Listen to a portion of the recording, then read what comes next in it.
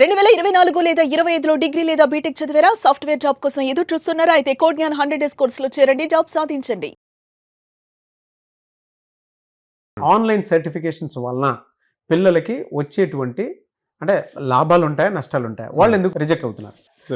First thing అండి, మనం online certifications అని మాట్లాడుతున్నప్పుడు ఆన్లైన్లో ఉండే ప్రతి కోర్స్ కంటెంట్ ఏదైనా సరే మెంటర్ డైరెక్ట్గా మీకు చెప్పట్లేదు, రికార్డెడ్ వీడియోస్ ఉంటాయి.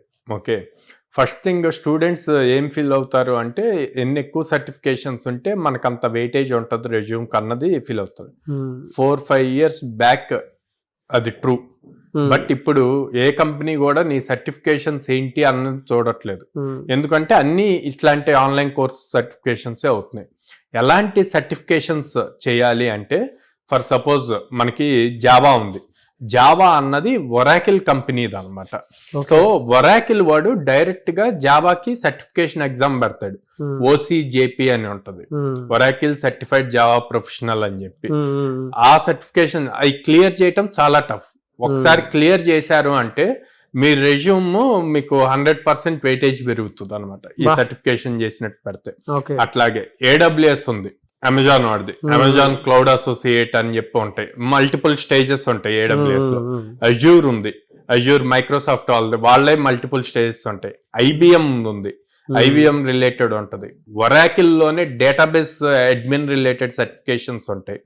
అదే cyber security red hat certifications ఉంటాయి. ఇట్లాగా ఏ టెక్నాలజీ అయితే ఉందో ఆ టెక్నాలజీ కంపెనీ రిలేటెడ్ సర్టిఫికేషన్స్ చేస్తే అది హ్యూజ్ వెయిటేజ్ ఉంటుంది.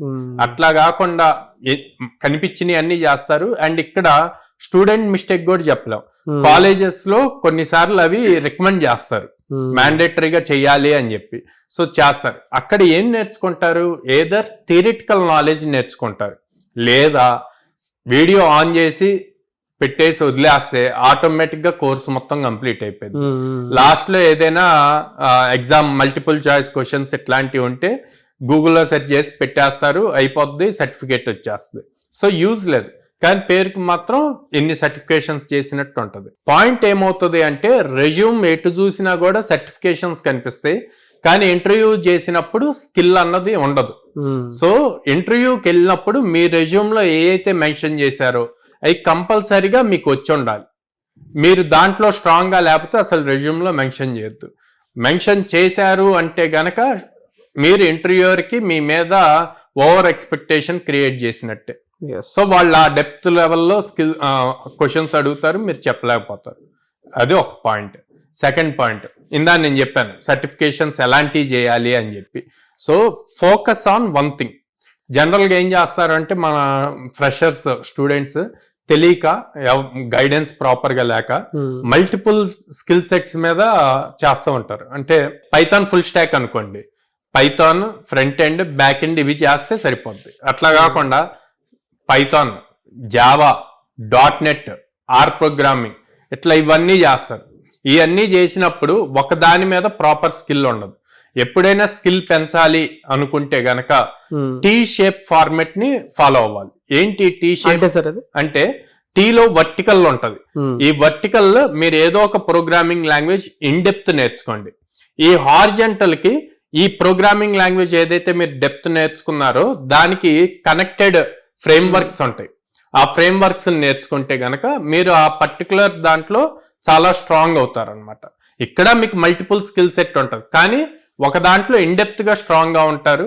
So you will be in safer side job point లో. ప్రతి స్టూడెంట్ కూడా ఇలాంటి పర్సనాలిటీ అండర్లోనే కొంచెం గ్రో అవ్వాలి అనుకున్నటువంటి మైండ్ సెట్ ఉన్నటువంటి వాళ్ళు చాలా మంది ఉంటారు.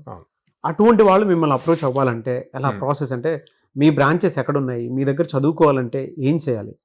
స్క్రీన్ మీద కనిపిస్తున్న నెంబర్స్ కాల్ చేయొచ్చు అండి, ఆర్ డైరెక్ట్ గా మా బ్రాంచెస్ కు విజిట్ చేయొచ్చు. విజయవాడ మొగల్రాజపురంలో ఉంది, హైదరాబాద్ JNT మెట్రో స్టేషన్ దగ్గర ఉంది, అండ్ అమీర్పేటలో చెన్నై షాపింగ్ మాల్ ఆపోజిట్ లో ఉంటుంది.